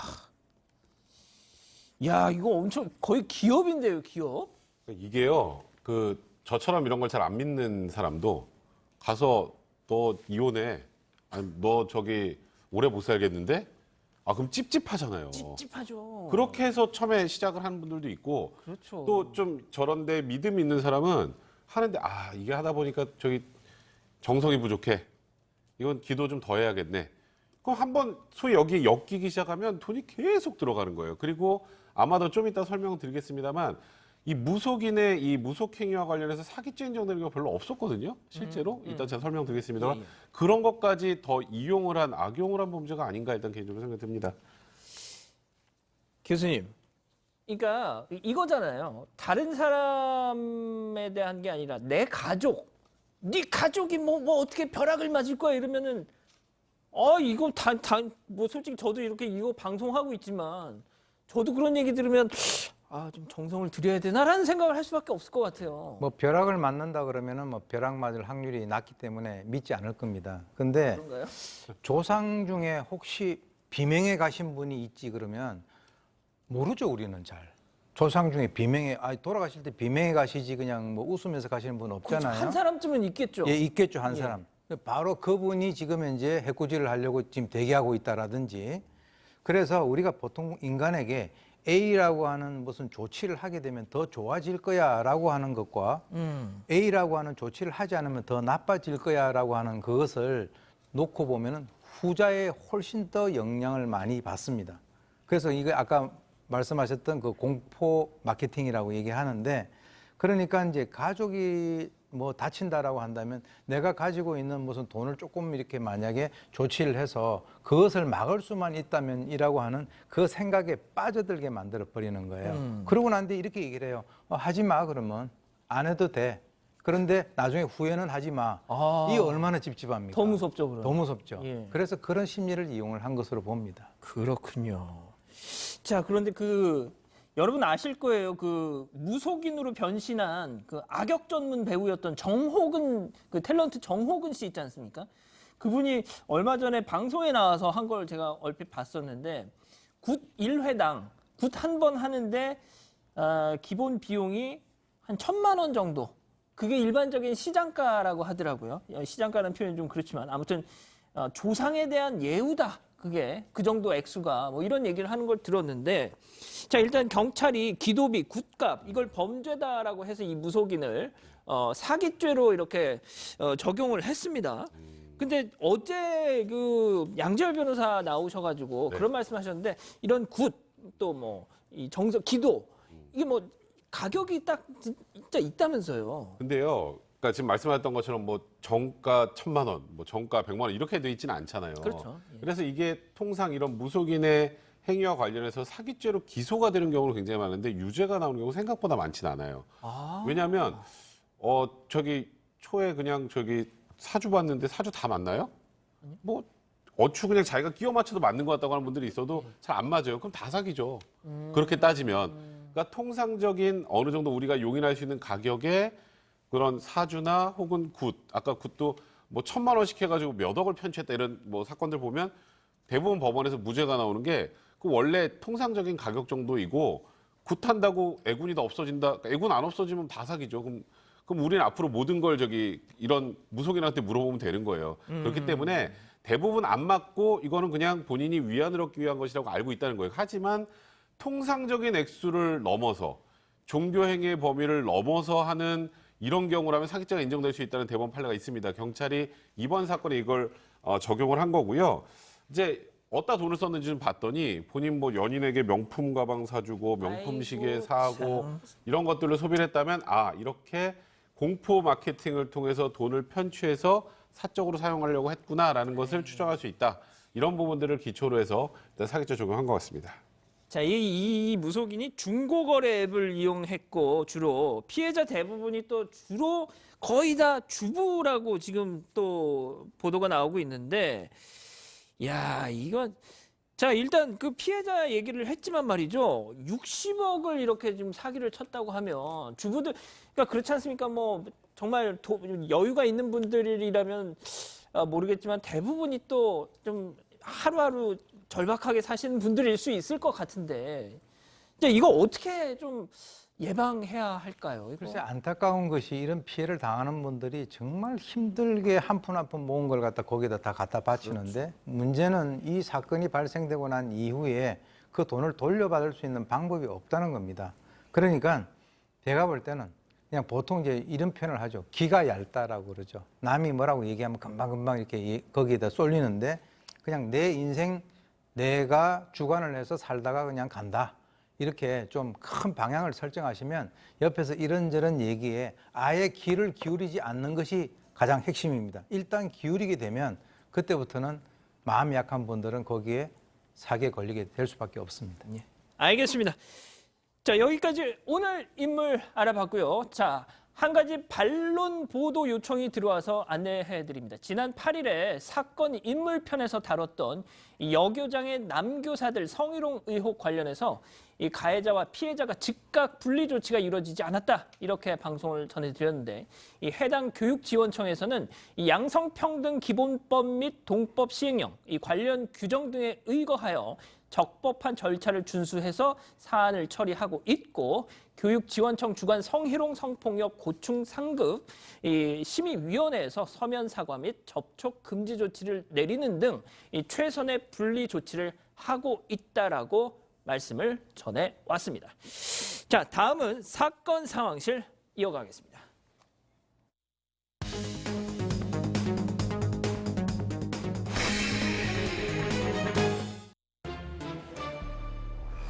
지금 이 시간 사건 상황실에 올라온 화제의 뉴스입니다. 최근 공군이 성추행 사건으로 국민들의 공분을 사고 있는데요. 이번엔 한 공군 병사가 음주 사고로 물의를 일으켰습니다. 도로 한가운데 멈춰서 있는 택시 한 대. 신고를 받고 출동한 경찰이 택시에 타고 있는 운전자를 간신히 끌어내는데요. 몸을 제대로 가누지 못하는 운전자, 그대로 바닥에 누워 잠들어 버립니다. 어제 오전 부산에서 일어난 일인데요. 알고 보니 운전자는 공군 소속 병사로 휴가를 나왔다가 술에 취해 택시를 훔쳐 달아났던 겁니다. 병사는 훔친 택시로 약 1km를 운전하다 광안대교 진입로 교각을 들이받았습니다. 경찰은 이 병사를 음주운전과 절도 혐의로 입건했으며 1차 조사를 마친 뒤 군사경찰에 사건을 넘길 예정입니다. 여성 속옷을 입고 거리를 활보한 남성이 논란이 되고 있습니다. 끈으로 된 상의에 짧은 바지를 입고 자전거를 타는 남성. 이 남성 창원 일대에서 여성용 옷을 입고 활보하는 여장 남자로 유명한데요. 남성은 민소매나 짧은 바지뿐만 아니라 수영복과 여성 속옷 등 다양한 옷차림을 하고 도심을 돌아다녔습니다. 한 달 동안 이 남성에 대한 목격담이 잇따르자 일각에서는 단속이나 처벌을 해야 하는 것 아니냐는 의견이 제기됐는데요. 하지만 경찰은 현실적으로 처벌은 어렵다는 입장입니다. 범죄와 관련되지만 않는다면 개인의 자유를 존중해야 한다는 의견도 나오면서 논란이 점점 커지고 있습니다. 자, 이 창원, 경남 창원 이 여장 남자, 저는 이제 뿌옇게 블러 처리가 안 된 사진과 영상을 봤는데, 좀 충격적이긴 하더라고요. 예. 그러니까 저런 영상이 이제 많이 이제 공개가 되니까 이 남성 이거 못하게 해야 되는 거 아니냐. 이런 얘기들이 나오는 거예요. 그러니까 예. 그렇다면 이 남성을 단속하러 처벌해야 된다라는 건데 뭐로 하죠? 우리가 생각할 수 있는 거 형법에 보면 이제 공연음란죄 있죠. 예, 공연 공연음란죄는 뭐 성기 노출이나 혹은 아예 그 나체 상태로 뭐 음란행위를 한다거나 이래야 되는데 자전거 타잖아요. 자전거 네, 타고 옷을 입고 자전거 타잖아요. 옷을 조금 노출의 정도가 심한 걸 입는 것 뿐이고요. 이 남성 보니까 사연 보니까 고등학교 졸업하고 나서부터 여장을 시작했고 이제 관심을 많이 받으니까 그다음부터 점점 이제 노출이 심한 옷을 입고 있다고 하는데 물론 저 남성을 비하하거나 뭐 좀 굉장히 혐오한다라는 듯한 그런 반응도 있습니다만 아니 옷을 입고 뭐 본인이 여장을 하고 다니든 뭘 입고 다니든 그 저 남성의 자유인데 이런 것까지 지금 뭐 처벌해야 된다 하는 건 너무 심하다. 지금 이런 의견이 분분합니다. 예, 진짜 지금 뭐 가족 여러분들도 주로 이제 뭐 부정적인 의견이 많습니다만 어떤 분들은 아이 개성인 것 같다. 뭐 이렇게 또 말씀을 주시고 계시네요. 그러니까 아무튼 이 경찰이 아예 일로 와요 뭐 했더니 이분이 이 경찰에 대해서 경찰이 패션에 대해서 모른다, 너무 무지하다 또 이런 말씀도 하셨다네요. 자, 홍 기자. 왜 공군 왜 이래요 진짜 요즘에. 또 공군입니다. 상황실에서 또 공군이 나왔습니다. 공군에서 휴가 나온 병사가 음주운전을 하다 잡혔는데요. 그러니까 택시를 운전했습니다. 일단 설명드리면 지금 장면이 이제 택시를 몰고 이렇게 가서 광안대교에서 부딪혔나 봐요. 부딪혀서 멈춰서 음주 측정을 거부하다가 현행범으로 체포됐는데요. 알고 보니까 앞서 택시에서 난동을 좀 부렸습니다. 난동을 부리면서 너 나한테 조심해 막 이런 식으로 계속해서 험담을 늘어놓다가 택시기사가 참지 못하고 신고를 해야겠다. 이 사람 너무 술에 취했다. 그래서 차를 세우고 신고를 하려고 잠깐 나온 사이에 운전석에 들어가서 차를 몰기 시작한 겁니다. 그래서 차를 몰고 가다가 그대로 붙잡혔고요. 일단 수사를 한다고는 했는데 좀 공교롭게도 계속해서 공군에서 사고가 벌어지는 것 같습니다. 교수님, 진짜 저는 진짜 이게 군 관련 지금 막 불거지고 있는 것들이 저는 100% 저는 확신합니다. 이거 빙산의 일각이다 말이죠. 예? 그렇죠. 왜 그러냐면 이제 군이라고 하는 조직은요, 그냥 놀고 먹는 곳이 아니라 평소에 훈련을 통해서 전쟁에 대비를 함으로써 국가 국민을 갖다 지키는 조직입니다. 근데 요즘 와가지고 일반 회사원들 비슷하게 됐다라고 하는 그런 얘기가 나오지 않습니까? 예를 들어서 뭐 수류탄 사고 한 번 났다고 1년 동안 뭐 수류탄 훈련을 안 한다든지 어느 부대 같은 경우는 행군을 하면 몸 아픈 사람 손들어 그러면 한 40%가 나온다든가 이 군대에 전쟁할 수 있겠습니까? 몇 년 전에는 군단장이 훈련을 강화한다고 이 군단장을 해임해달라고 청와대 국민청원이 올라왔어요. 그래서 군 수뇌부 같은 경우는 이것저것 눈치 보지 마시고 현재 가지고 있는 직책과 계급이 여기에서 마지막이다 이렇게 생각을 하시고 의연하게 지휘를 하시고요. 국민들도 내 자식이 편한 방향으로만 군대를 자꾸 이렇게 몰고 가면 세월이 지나서 그 대가를 우리 국민 전체가 받을 수가 있습니다. 그래서 군 본연의 자세로 빨리 돌아가야 저런 일들이 저런 군 기강이 흐트러지는 것이 없어질 것이다. 저는 확신합니다. 자, 오 교수님이 왜 저런 말씀을 하시는지, 저런 말씀을 하실 자격이 있는지 아시는 분들은 아실 겁니다. 자, 김 아나운서 다음 소식 이어서 전해주시죠. 성접대와 뇌물 혐의로 기소돼 징역형을 선고받은 김학의 전 법무부 차관이 다시 재판을 받게 됐습니다. 건설업자 윤중천 씨에게 성접대 등 뇌물을 받은 혐의로 재판에 넘겨진 김 전 차관. 김 전 차관은 또 사업가 최모 씨와 전 저축은행 회장 김모 씨에게 뇌물을 받은 혐의도 받고 있습니다. 1심에서 무죄를 선고받은 김 전 차관, 2심에서는 뇌물 혐의가 유죄로 인정돼 징역 2년 6개월을 선고받고 법정 구속됐는데요. 대법원이 오늘 열린 김 전 차관의 상고심에서 2심에서 유죄를 선고받은 김 전 차관 사건을 다시 재판하라고 판결했습니다. 대법원은 김 전 차관에게 뇌물을 제공했다는 증언의 신빙성을 인정하기 어렵다고 밝혔습니다. 가상화폐를 이용해 마약을 판매한 일당이 경찰에 붙잡혔습니다. 주택가 골목에 서 있는 한 남성, 무언가를 숨기는데요. 특정 장소에 마약을 숨겨두면 구매자가 가져가는 이른바 던지기 수법으로 마약 거래를 하는 모습입니다. 이런 식으로 지난해 6월부터 올해 3월까지 10억 원 상당의 마약류를 판매한 혐의를 받는 일당. 이들은 가상화폐 구매 대행사와 공모해서 마약 대금을 받아온 것으로 드러났습니다. 마약을 구매한 사람은 대부분 20, 30대였으며 10대 고등학생 구매자도 있었는데요. 경찰은 총책인 20대 등 17명을 검거해 이 가운데 9명을 구속했습니다. 일당은 마치 가상화폐를 거래하는 것처럼 대금을 받으면서 수사기관의 추적을 피해 마약을 판매해 왔는데요. 이렇게 범죄 수법이 점차 치밀해지고 또 첨단화되고 있는 만큼 발빠르게 관련된 규제책을 마련하고 주의를 기울여야 할 것 같습니다. 지금까지 사건 상황실이었습니다. 저도 그렇고 우리 백 변호사님도 그렇고 이 가상 자산에 대한 투자를 조금씩 하고 있는데 이런 인간들 때문에 괜히 도매금으로 욕을 먹어요. 그렇죠. 가상화폐 쓰면 부정한 방법, 어떤 부정한 수단을 사용해서 돈을 벌려는 거 아니냐라는 오해를 받게끔 그러니까. 이렇게 썼습니다. 뭐 기존의 화폐에서 가상화폐로 바뀌었다는 점을 빼면 사실 수법 자체는 비슷하다고 볼 수 있는데 조금만 설명을 드리겠습니다. 일단 뭐 앞서 던지기 수법이라고 설명드렸는데요. 텔레그램이나 다크웹, 그러니까 특정한 프로그램이 아니라면 접속되지 않는 인터넷 사이트를 이용해서 이렇게 일단 범행을 시작했습니다. 구매자들을 모집했고요.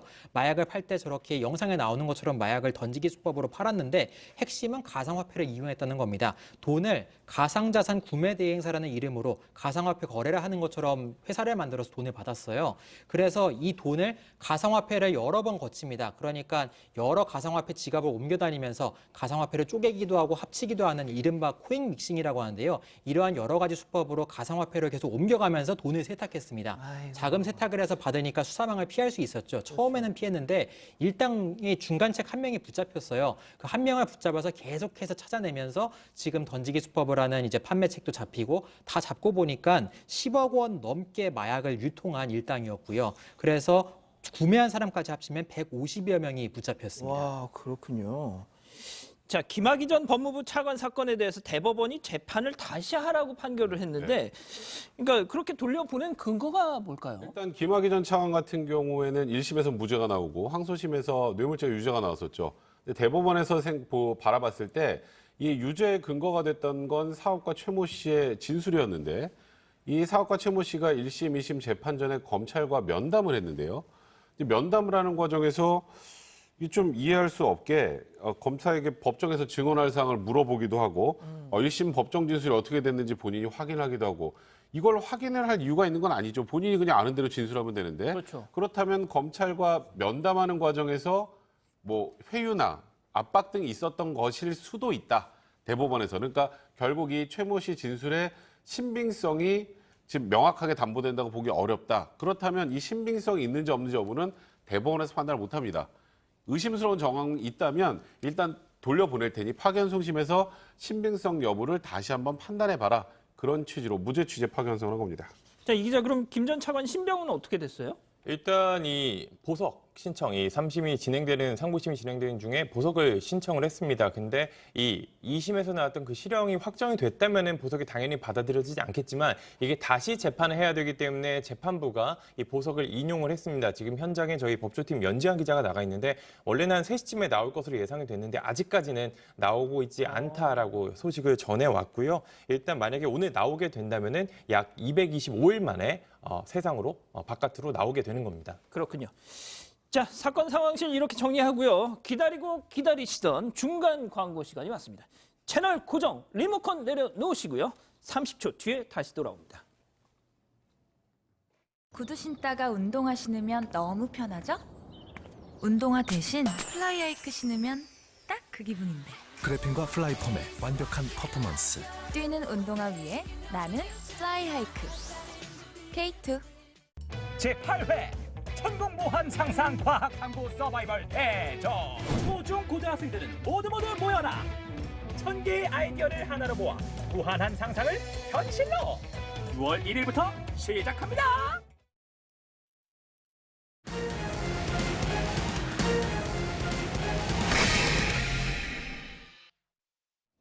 자, 다시 돌아왔습니다.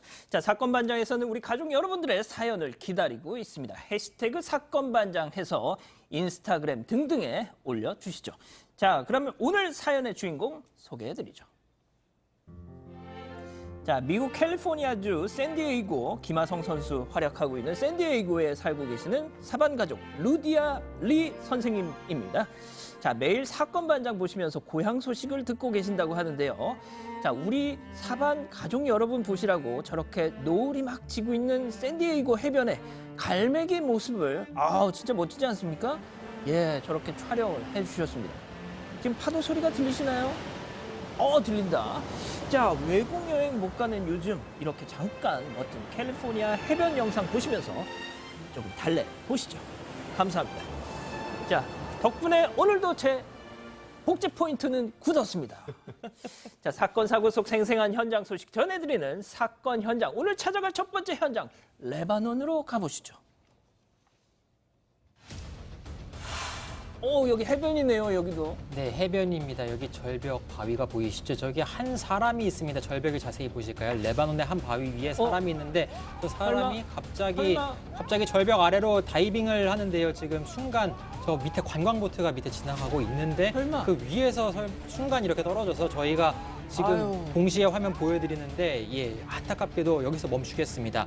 그대로 저 보트 아래로 바로 떨어지다가 좀 그대로 좀 다쳐서 세상을 떠나게 됐습니다. 그러니까 절벽에서 다이빙을 하신 것 같은데요. 관광보트가 나오고 있었지만 진짜 못 봤어요. 못 보고 뛰었는데 근처에서 구경꾼들이 관광보트 지나간다 멀리서 외쳤는데 저분께 들리지 않았나 봅니다. 그래서 바다로 뛰어들다가 그대로 사고를 당했습니다. 잠깐, 여긴 또 다른 곳인데요? 네, 이번엔 영국의 절벽. 런던에 있는 또 다른 바위 절벽입니다. 코끼리처럼 생겨서 코끼리 절벽이라고도 부르는데요. 여기도 지금 빨간 원 안에 남성이 있습니다. 그럼 절벽에서 뛰어내리는데요. 바다로 뛰어들었습니다. 일단 떨어지는 모습 보시면 이렇게 되게 높아요. 100m가 넘거든요. 매우 높은 곳에서 떨어졌는데 물 위로 떨어진 다음에 갑자기 바로 확 물 위로 올라오는 모습이 보이지 않잖아요. 순간 약간 다친 것 같습니다. 관광객들이 그래서 응급구조대를 불렀어요. 그래서 병원으로 남성을 이송했는데요. 어깨가 탈골되는 상처를 입었다고 합니다. 이거 잘못하면은 내장 파열됩니다, 이거. 절대 이거 저렇게 하면 안 되는데. 아니, 왜 저런 무모한 짓을 하는 거예요? 저곳이 다이빙 명소로 유명하다고 합니다. 관광 명소 중에서도 레바논에 앞서 나온 저곳은 비둘기 바위라고 합니다. 30m 정도인데 지금 보시는 영국의 저 절벽은 152m짜리, 높이 152m짜리 절벽입니다. 그래서 짜릿한 감정을 느끼려고 뛰어드실 수 있는데 저 밑이 뭐가 부딪힐지 모르고 그리고 또 사실 저렇게 내려갔다가 자세를 잘못 잡아서 입수하면 큰일 날 수 있거든요. 그럼요. 조심하셔야 됩니다. 하시면 안 됩니다. 네. 자, 다음 현장 영국으로 이어갑니다. 뭘 잘 안 보여요, 어두워서. 이 거의 꺼진 어두운 방인데 한 남성이 지금 방 한 구석구석에 지금 뭔가 이걸 찾고 있어요. 불을 켜고 찾아야 될 때 왜 끄고 찾을까요? 물건이 없는지 방을 이렇게 여기저기 서성이면서 이곳저곳 계속 더듬더듬 만져보면서 뒤지고 있습니다. 뭘 찾고 있는데요? 녹음기를 찾고 있습니다. 이 남성이 그러니까 아무렇지 않게 남의 집안에 들어와서 녹음 장치를 찾아서 테이프를 교체해요. 그러니까 계속 녹음을 하고 있었던 겁니다. 아니, 남의 집에 왜 녹음기를 왜? 이 사람이 자기 집이 아니에요. 이웃 주민이었습니다. 이 집 주인과 아는 사이였는데요. 이 집 주인 부부가 집을 비우면서 이웃 남성에게 집 열쇠를 이 남성에게 집 열쇠를 맡긴 적이 있답니다. 고양이 먹이를 주려고 대신 줘달라 모두 외출하니까 양이 먹이를 주려고 좀 부탁을 하고 나간 적이 있었는데 그 뒤로 어느 날 부부가 청소를 하다 보니까 녹음 장치가 저렇게 집 구석에서 발견이 된 거예요. 테이블 밑에서 나오고 그랬던 겁니다. 그래서 너무 놀라서 누가 저걸 설치했을까 알아보려고 저 녹음 장치를 누가 놨을까 생각해서 몰래 웹캠을 여러 개 집에 설치해놓고 카메라 설치해놓고 나갔는데요. 얼마 뒤 저 이웃 남성의 모습이 포착된 겁니다. 믿었던 이웃에게 완전히 발등 찍혔습니다. 상상만 해도 끔찍하네요. 와, 이거 진짜 나 지금 소름 돋았어요, 지금. 완벽한 정말 완전한 범죄잖아요. 스토킹 범죄. 하마터면 정말 모를 뻔했는데 이웃 남성 정말 믿었다가 배신당했어요. 그래서 스토킹 혐의로 신고해서 체포가 됐습니다. 이런 식으로 여러 개의 녹음 테이프를 계속 바꿔가면서 범행을 했대요. 재판에 넘겨졌는데 현지 법원에서 징역 15주를 선고받았습니다. 재판부에서 가장 심한 스토킹 범죄 사례다 이렇게 판시했는데요. 그런데 죄질에 비해서 형량이 15주가 나왔습니다. 그러게요. 야, 진짜 침실이라면 정말 가장 은밀하고 내밀한 부부간의 대화를 듣는 그런 장소 아니에요. 저렇게 버젓이 와서 더듬더듬 테이프를 매번 갈아 끼웠다는 걸 상상하면 더 이상 잠 못 들 것 같습니다. 그러니까요. 자, 다음 현장 인도로 가보시죠.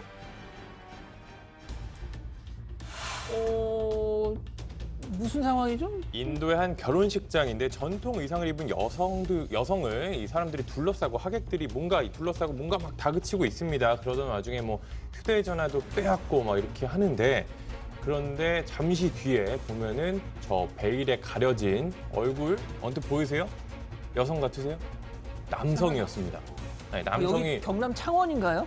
인도요, 인도인데 자세히 보니까 여성 복장을 한 남성이었습니다. 왜 저런 거예요? 일단 저게 이 결혼식장이잖아요. 신부가 있을 거 아니에요? 신부의 남자친구. 네. 신부의 남자친구인데 여자친구가 다른 남자랑 결혼을 하게 되는 상황이 돼서 긴 머리 가발을 쓰고 화장도 하고 저렇게 여성 전통 복장까지 입고 이 결혼식장에 찾아왔는데 아무래도 이제 목소리도 그렇고 행동도 그렇고 좀 이상하잖아요. 그래서 이제 하객들이 둘러싸면서 너 누구냐 이렇게 했더니 결국에는 이제 들통이 난 거죠. 신부 얼굴 한번 보러 왔다가 저렇게 수상한 행색에 결국 들켜서 결혼식장이 아수라장이 됐습니다. 아니, 저 좀 궁금한 게 지금 사귀고 여자친구면 둘이 결혼하면 되잖아요. 이게 인도는 이 중매 결혼이 상당수라고 해요. 그래서 이제 당사자 뜻과는 좀 다르게 부모가 이제 정략 결혼이라든지 뭐 이 저쪽 지방과 신분제에 따라서 또 맞습니다. 그런 게 또 있기 때문에 이게 자유롭게 결혼을 하는 경우는 많지 않다라고 해요. 그래서 두 사람이 원하지 않게 이제 이별을 하게 됐고 다른 남자와 이제 결혼하는 그 자신의 여자친구를 만나기 위해서 세상에. 이렇게 찾아왔다가 저런 일이 벌어진 건데 경찰에 신고를 하려고 했지만 결국 저 남성이 달아났다고 합니다. 이건 좀 슬픈 소식이네요. 알겠습니다. 자, 다음 현장 미국으로 가보시죠. 이거 마스크팩. 네, 팩을 하고 있습니다. 저게 소셜미디어상에서 포타라는 닉네임을 사용하는 여성이 저게 이제 최근에 유행하는 마스크팩이라고 하는데 저거 인증 영상을 공개했는데 저게 색깔이 초록색이에요. 엽록소가 주 성분인데 피부에 좋다는 말을 듣고 면접을 보러 가기 전날에 저렇게 마스크팩을 했던 겁니다. 그 슈렉 그림 그려져 있는 마스크팩 그것도 파는데. 팔죠. 국내에도 팔죠. 그건가요, 저거? 저건 이제 발라서 하는 것 같은데 보면은 저게 면접을 보기 전에 피부가 좋아야 될 것 같아서 저렇게 팩을 한 것 같은데 저 초록색 엽록소 팩을 바른 여성 모습이 뭐 진짜 말씀하신 것처럼 슈렉 그 바르는 팩도 우리나라에도 팔았었잖아요. 근데 문제가 있었습니다. 어떤 일이 있었는지 한번 들어보겠습니다. So I just want to say I'm trying to rub it off right now, and these are my fingers, and it won't come off. So this is what I was able to get off so far. It seems like it's not coming off, but there's more green coming out with the water, so maybe it is. 저 같으면 정말 막 거의 뭐 멘붕이 될 것 같은데 그래도 상당히 저분은 좀 긍정적이네요, 진짜. 긍정적이고 유쾌하신 분 같은데 저 어릴 때 영화 마스크 보면 이게 진짜 딱 하면은 딱 변해갖고 맞아요. 얼굴이 초록색으로 변하는데 캐리. 짐 캐리 나온 그 영화처럼 된 것 같은데 저게 마스크팩을 하면 보통 한 15분 정도 지나면 미온수로 지워내야 되는데 저걸 이제 지우려고 했는데 얼굴도 안 지워지고 오히려 손가락에 저렇게 물들고 막 이렇게 돼버린 건데 아까 제가 말씀드렸잖아요. 취준생이었어요. 다음날 면접이었는데 이 녹색으로 저렇게 저 상태로 가기도 좀 어려울 거 아니에요. 그래서 이제 누리꾼들은 이제 저게 원래 소량만 발라야 하는데 저 여성이 너무 많이 발라가지고 아무래도 저렇게 된 것 같다라는 의견이 또 나오기도 했다고 합니다. 사용 설명서를 제대로 안 읽었구나. 아니 근데 그 취업 어떻게 됐어요? 일단 뭐 지금 영상 나오고 있는데 지금 괜찮은 것 같은데? 지금 그냥 괜찮게 사라졌는데 그 뒤에 이제 면접이 어떻게 됐는지는 알려지지 않았는데 혹시 또 자신의 이제 영상이 올라오면은 추가로 전해드리도록 하겠습니다. 알겠습니다. 자, 다음은 동물이 주인공인 미국 애리조나주로 가보시죠. 아니 이거 이거 곰이 지금 매달려 있습니다. 전신주 위에 세상에, 있습니다. 전신주가 되게 높아요. 밑에 보면 까마득하잖아요. 어떻게 올라간지 신기한데 진짜 올라왔다가 전선에 꼬였는지 내려가지 못하고 오도가도 못하고 지금 어쩔 줄을 모르고 있습니다. 축 늘어져 있네요. 자칫 저기 뭐 감전된다는 거 알고 있는 것 같습니다. 마치요. 아니 이거 진짜 되게 위험한 상황인데. 지금 상황이요. 그래서 밑에서 전기회사 직원이 지나가다가 발견한 겁니다. 근데 저 전신주가 7,500볼트의 전류가 흐르고 있어요. 그래서 매우 위험한 상황입니다. 지금 아무렇지 않아 보이지만 자칫 감전되면 큰일 날 수도 있습니다. 좀 구조를 해야 될 텐데. 그렇죠. 전력회사 직원이 그래서 구조에 나서기 시작합니다. 일단 저 전신주가 7,500볼트가 흐르니까 저 전류를 차단하기로 요청을 해요. 그래서 세상에. 차단을 시킨 다음에 작업 트럭에 올라가면서 이제 구조를 슬슬 시작하는데요. 저 곰이 저렇게 늘어져 있는데 사람을 되게 무서워했다고 하는 것 같아요. 그래서 보조의 도움을 저렇게 해주려고 하니까 곰이 저렇게 바라봐도 지금 사람을 잘 안 보잖아요. 등 돌리고 있고 저런 네. 식으로 하면서 피했다고 합니다. 그래서 저 높은 전신주보다 사람이 무서웠는지 그래서 어쨌든 막대기로 쳐냈다고요. 실제로는 유리막대로 살살살 쳐서 지금 보시면 저 고소 작업차가 나오잖아요. 작업차 위에서 좀 내려오네. 툭 치니까 쓱 미끄러지면서 저렇게 야생으로 돌아갈 수 있게끔 저렇게 곰을 잘 인도해서 내려보냈다고 합니다. 근데 왜 올라갔대요? 일단은 저 정확한 이유는 밝혀지지 않았어요. 조사에도 말을 할 수 없으니까 알 수는 없지만 일단 지금 나무 타기 잘하잖아요, 사실은. 그렇죠. 지금 뭐 내려가는 거 물어봐도 보면 되게 답을 안 능숙하잖아요. 하겠죠. 네. 나무를 잘 타니까 그러니까 전신주도 저렇게 사실 나무랑 색깔이 겉보기에 비슷해서 일단 급하니까 올라간 거 아닐까 싶어요. 그런데 알고 보니까 전신주에 꼬여서 어찌할 수 없는 상황이었던 거죠. 그렇죠. 뭐 물어도 대답을 못 하겠죠. 알겠습니다. 자, 오늘 본방에서 준비한 소식은 여기까지입니다. 오늘 목요일이죠. 유튜브 전용 방송 사반 가족회의가 바로 이어지는데요.